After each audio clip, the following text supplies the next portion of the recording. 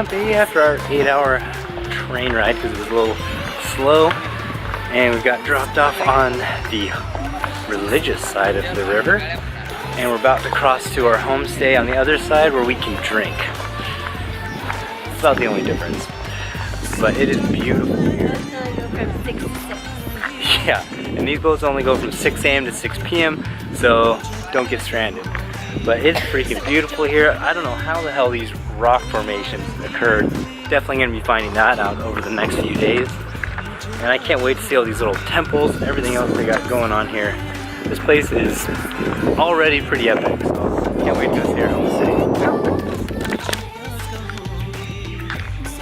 We arrived at our homestay. It was a bit of a mess because Goda had them in completely the wrong place. Basically 11 kilometers away from where it was, closer to Hampi. The one good thing is we're kind of out in the middle of nowhere. So that's kind of cool, but also kind of sucks because it's very expensive to take a Tuk Tuk in and out. So I'll have to figure that whole situation out tomorrow. But for now, it's our place. It's a very beautiful little town. I don't even know the name of it. I have no idea where we are. I have to find all that out. But Julia's still sick. Nothing's changed since then. Since the last little snippet. And yeah, we're gonna explore this little town and try to figure out where the hell we are. Where we were was Anagundi, the main capital of the Vijayanagar Empire.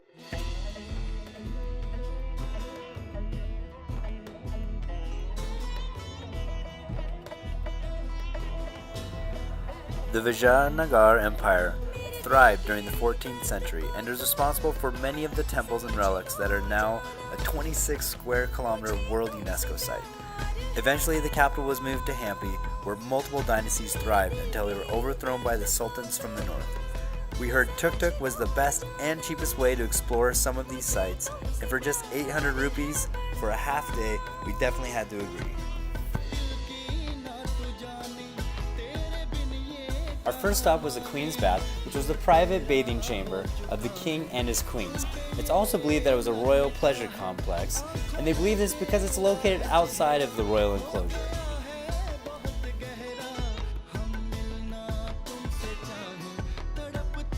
Inside the royal enclosure are more ruins than you can visit in a day. We spent a few hours looking at the ruins, which included the Lotus Palace, which housed the queens, and what remains of the elephant stables. It is said that the armies of the time period would have had thousands of elephants, and that emperor's wealth and power was measured by the number of his elephants. For the end of the trip, we explored one of the main attractions, the Tala Temple. It's not just the massive size of this complex that makes it impressive. There's also small details throughout the entire complex that make it incredibly interesting. For instance, there is a carving that can be a buffalo or an elephant, or a sculpture that can be up to 5 different things depending on how you slice it. Water from. Second one big monkey and baby helping is milk. Third one big monkey top and baby helping carry. Fourth one Nagalinga, top on cobra, down on Shivalinga. Oh. 5 one Hanuman is jumping planning. One leg down, one leg top and Hanuman tail. Monkey god, jumping to planning. Huh. 1 night, 5 animals. Wow.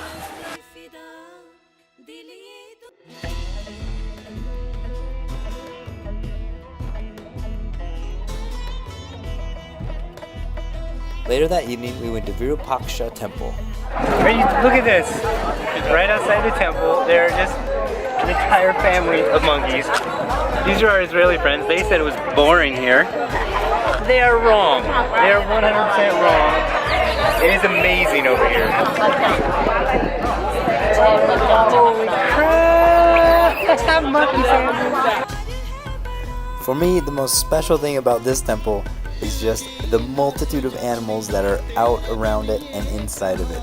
There's monkeys and goats and cows outside of it, and even an elephant that lives inside, along with even more monkeys. This temple is amazing if you want to see a really cool ancient artifact and a ton of animals.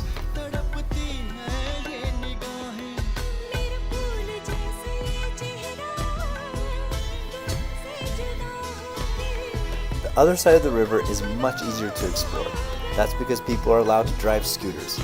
Most of the temples on the side are free, and the landscapes are beautiful rice fields with random granite boulder piles everywhere. Oh, and about those boulders. I did find out how they got there. So the best theory is that the soil was very soft around these granite mountains, and as the wind and water eroded the soil, the granite was carved up and sanded down into piles of boulders.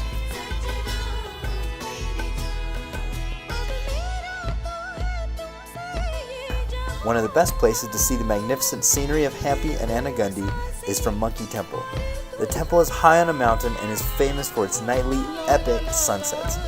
This temple is not called Monkey Temple just because monkeys live here. It's also called that because the mountain it sits on resembles the face of a monkey. Monkey Temple is a definite must when you come to Hampi.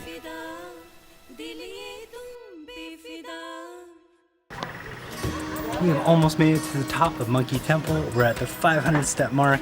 We have a spectacular view. I hope the camera brings out how amazing it is.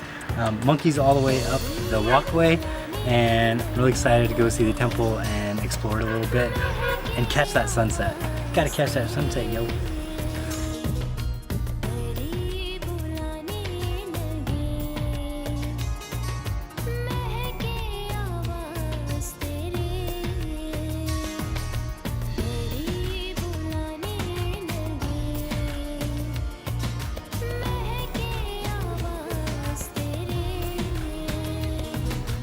Hampi is a place rich in history and beauty. A small town near a river where you can enjoy amazing landscapes and ancient architecture by day, and a casual, relaxing nightlife. Definitely one of our favorite places in India. Namaste.